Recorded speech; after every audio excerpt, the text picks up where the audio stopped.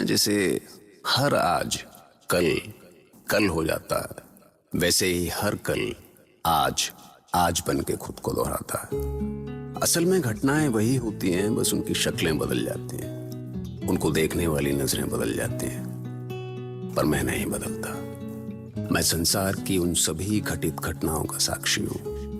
मैं वो आंख हूं जो सब कुछ देखती है अपलक।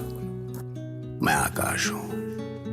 महाभारत, वो घटना जो आज भी मेरे दिल में छपी हुई है, जिसमें पूरी इंसानियत हार गई। चौसर का वो खेल दुर्योधन के जीतने के लिए ही खेला गया था। हारते हुए भी खेलते जाने के युधिष्ठिर के अपने तर्क हो सकते थे।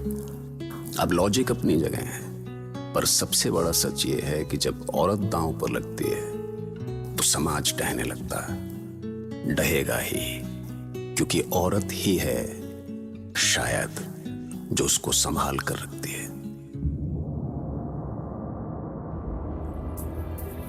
मुझे आपसे अपने प्रश्नों के उत्तर चाहिए देवव्रत भीष्म, क्योंकि आप पितामह हैं, कुरुवंश के संरक्षक हैं। ये संसार आपको धर्म के रक्षक के रूप में जानता है। क्या आपका धर्म ये कहता है कि एक स्त्री की लाज जा रही हो और आप देखते रहे? क्या आपके धर्म में किसी स्त्री की मान मर्यादा का कोई स्थान नहीं? क्या स्त्री के मान सम्मान पर ऐसे निरंकुश दुराचारी कभी भी घात कर सकते हैं और आपका धर्म मौन रहेगा? भैया, आदेश दें। आपके अपमान के लिए मैं इस पांचाली को जीवित नहीं छोड़ूंगा। आदेश दे बस। मूर्ख भांजे दुशासन, इसे जीवित नहीं छोड़ेगा तो अपमान क्या मेरा करेगा? दुर्योधन, समझाओ आपने इस मूर्ख अनुज को। अरे बोलने दो दुशासन को मामा, बोलने दो, जी भर के बोलने ने तो इसे। बहुत पुरानी आग लगी है इसके सीने में भी। उत्तर दीजिए पितामह। स्वयं को कुरुवंश का उत्तराधिकारी मानने वाले दुर्योधन ने अपने नीच भाई को मुझे बालों से पकड़कर इस सभा में घसीटते हुए ले आने का आदेश दिया, और आपने उसे रोकना तो दूर, सर उठाकर देखा तक नहीं। क्यों पितामह, ये कौन सा धर्म है आपका? और ये लोग मेरे पति हैं, जिन्होंने मुझे वचन दिया था कि मुझे महारानी बनाकर रखेंगे। बोलिए धर्मराज युधिष्ठिर, जुए में खुद को हार जाने के बाद तो आप दास हो चुके थे, फिर दुर्योधन के दास ने मुझे कैसे दांव पर लगा दिया? जो स्वयं दास बन गया हो, उसे कोई अधिकार नहीं कि वो कोई दांव खेल सके। ये दुर्भाग्य है भरत वंश का। सुन रहे हैं ज्येष्ठ, आपने जो भूल की है, इतिहास उसके लिए आपको कभी क्षमा नहीं करेगा। क्या हुआ? अब सच सुनने की शक्ति नहीं है आप में, पर तब पांचाली को दांव पर लगाने की शक्ति थी।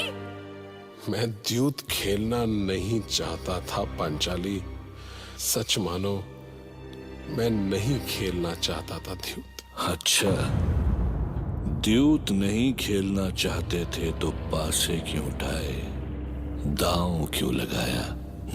तुम्हारे कारण दुर्योधन, दो भाइयों के बीच के खेल में तुमने छल से शकुनी को शामिल किया। प्रलाप बंद कर दासी। हमें धर्माधर्म का पाठ पढ़ाती है। एक दासी के मुख से ऐसी ज्ञान की बात है। इसे रोकिए भैया, वरना मैं इसका इसी क्षण वध कर दूंगा। रोकिए इसे। शांत रहो दुशासन, शांत रहो। ये क्या करने जा रहे हो तुम? पांचाली बेचारी दासी है तो क्या हुआ?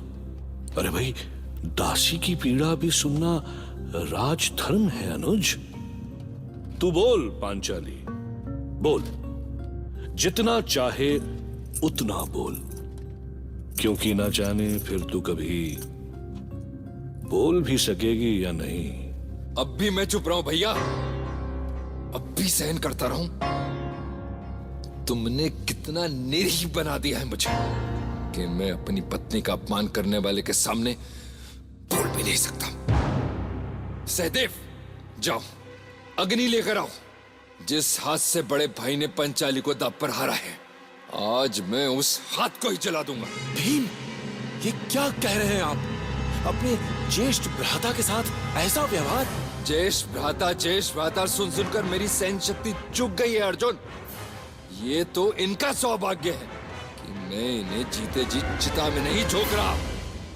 मैं भी छटपटा रहा हूं भीम, मैं भी छटपटा रहा हूं। मैं भी पांचाली को इस हाल में कभी नहीं देख सकता। पर आज अगर भाई भाई बिखर गए तो ना हम बचेंगे और ना ही हमारा धर्म। भ्राता अर्जुन, सभा समाप्त हो चुकी है। अब धर्म की बातें करके आप अपने बंधुओं को दुखी ना करें। मैं अभी तक शांत था, पर सभा के हालात ने मुझे मजबूर कर दिया है। भ्राता दुर्योधन और दुशासन ने जो किया है, उसके लिए ईश्वर इन्हें कभी क्षमा नहीं करेगा। मेरे भाई होकर तुम नहीं भ्राता दुर्योधन, भले ही आप मेरा सर काट डालें, पर मुझे जो कहना है वो मैं कहूंगा। पांचाली का एक एक वचन सत्य है। इस सभा में कुरुवंश के महानायक से लेकर कुलगुरु तक बैठे हैं, किंतु किसी ने दुर्योधन के भय से अपना मुंह नहीं खोला। सभी मौन साधे रहे। महाबली भीम अभी इतना कुछ बोल रहे हैं, पर उस समय चुप क्यों थे? सभी अधर्म देखते रहे। और अब जब अधर्म का परिणाम सामने आ रहा है तो क्रोध में जल रहे हैं। क्यों हुआ ऐसा? आप भी चुप रहे पितामह, और आपने तो कुछ बोला ही नहीं महाराज, एक शब्द भी नहीं। सच बोलने का साहस किसी ने क्यों नहीं किया? पितामह, क्या आप बता सकते हैं कि अपने भाइयों से पूछे बिना ज्येष्ठ पांडव ने पांचाली को कैसे दांव पर लगा दिया? क्या पांचाली केवल उनकी पत्नी है? यदि वो दांव पर नहीं लगाई जा सकती तो ये खेल ही गलत था, और पांचाली अभी भी स्वतंत्र है। विकर्ण, तर्कहीन बातें सुनाने से अच्छा है कि जो हो रहा है चुपचाप उसे देखते रहो। तुम ऐसे महान चिंतक या विचारक नहीं कि पूरी सभा तुम्हारी बातें सुने। जब इस सभा में पितामह महाराज धृतराष्ट्र, द्रोणाचार्य, कृपाचार्य तक ने मान लिया है कि द्रौपदी अब दासी है, तो वो दासी है। जिस पांचाली को तुम इतना सम्मान दे रहे हो, वो एक साधारण दासी है, एक निर्लज्ज दासी। इतने महान लोगों के बीच एक वस्त्र में खड़ी इस नारी में अब कौन सी लज्जा बची है? अगर तुमसे यह सब नहीं देखा जा रहा है तो सभा मंडप से चले जाओ, क्योंकि अब जो होगा उसे तुम शायद सहन नहीं कर पाओगे। दुशासन, इन पांचों पांडव के वस्त्र उतार दो। दास हो गए हैं, परंतु अभी भी राजसी वस्त्र पहनकर खड़े हैं, और इस दासी के वस्त्र भी उतारकर इसके स्वामी दुर्योधन के चरणों में फेंक दो। निर्लज्ज तुम हो अंगराज, निर्लज्ज। इस सभा में बैठे सभी निर्लज्ज हैं, इसलिए मैं इस सभा में एक क्षण नहीं रुक सकता। मैं जा रहा हूं। जाओ विकर्ण, जाओ। अच्छा है तुम यहां से चले ही जाओ। यहां वैसे भी तुम्हारे जैसे मूर्ख की कोई आवश्यकता नहीं है। जाओ। भ्राता दुर्योधन, पांडव अपने वस्त्र उतार चुके हैं, परंतु ये पांचाली अभी भी वैसे ही खड़ी है। तो जो कार्य वो स्वयं नहीं करती, उसे तुम क्यों नहीं पूरा कर देते दुशासन? क्यों नहीं अपने इन्हीं हाथों से उस पांचाली को निर्वस्त्र कर देते? हाँ? ठहरो दुशासन, वहीं रुक जाओ। रक्षा करे धर्मराज। इस वक्त भी यदि आप चुप बैठे तो पाप से ये धरती फट जाएगी। छोड़ो मुझे, छोड़ो मुझे नीच। देख रहे हैं महाबली भी, आपके सामने मेरी ये दुर्दशा। किस दिन के लिए बचा कर रखी है आपने ये शक्ति? लज्जा नहीं आती आपको? आपके सामने आपकी पत्नी का चीरहरण हो रहा है। अपना गांडीव उठाओ पार्थ, मेरी लाज रखो।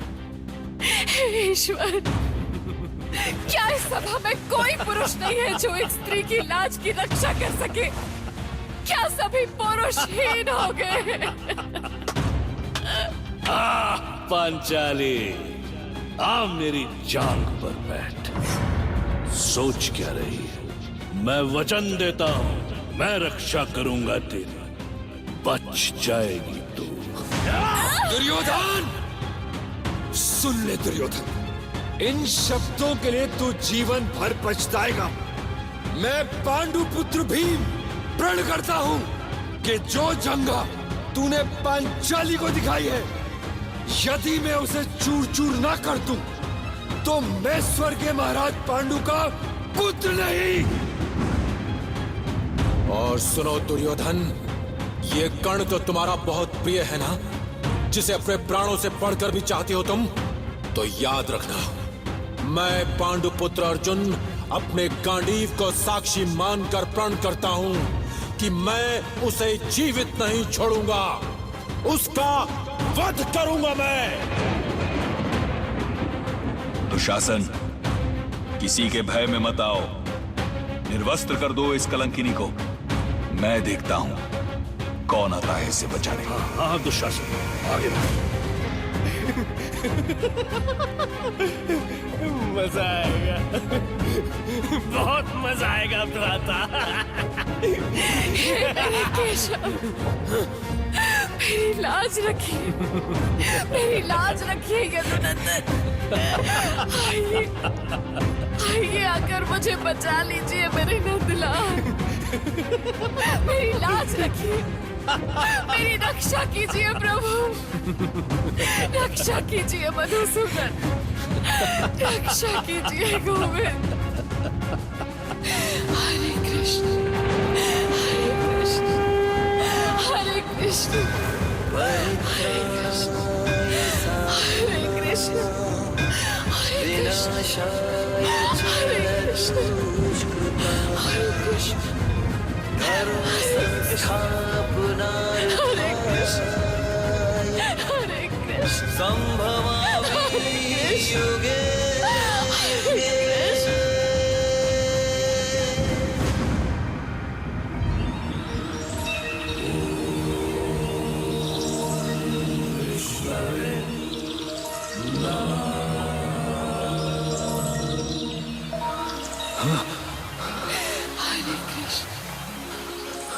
हरे कृष्ण। ये अचानक सूर्य का सब प्रकाश कहां से आया? हरे कृष्ण, हरे कहीं ये सचमुच उस छलिया कृष्ण की ही तो कोई माया नहीं है? हरे कृष्ण, हरे कृष्ण। इसके वस्त्र का अंत नहीं होता भ्राता, जितना खींचता हूं बढ़ता जाता है, वस्त्र का ढेर लग गया है। ईश्वर, कैसी माया है ये। हाँ? हरे कृष्ण,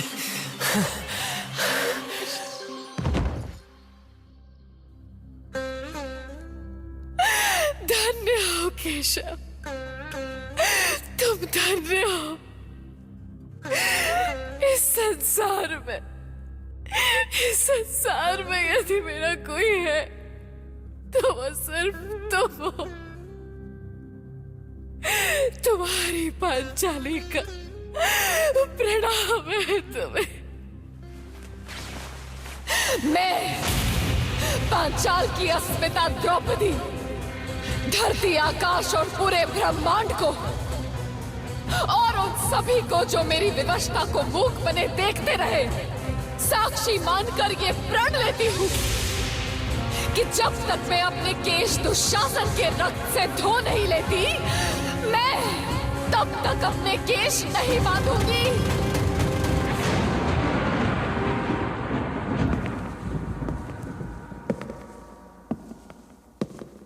मैं सत्यव्रत भीष्म सभी को आदेश देता हूं कि अपने अस्त्र शस्त्र छोड़ दे अन्यथा अपने बलिदान के लिए तैयार हो जाएं।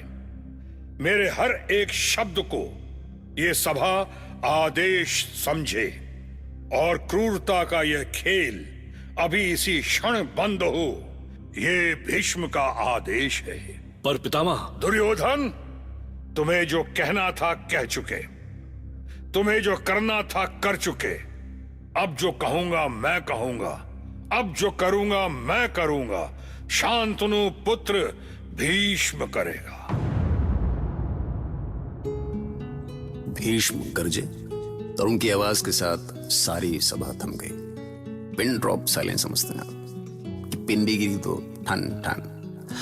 पर सवाल यह है कि जब उन्हें गरजना चाहिए था तब वो क्यों नहीं गरजे? किस बात का इंतजार कर रहे थे? अब भैया, हम उनसे कौन से अलग हैं? हमारे कैंडल मार्च भी तो सब कुछ हो जाने के बाद ही निकलते हैं। हम चले जाते हैं और मोमबत्ती पिघलती रह जाती है। क्यों? चलिए सोचिए, महाभारत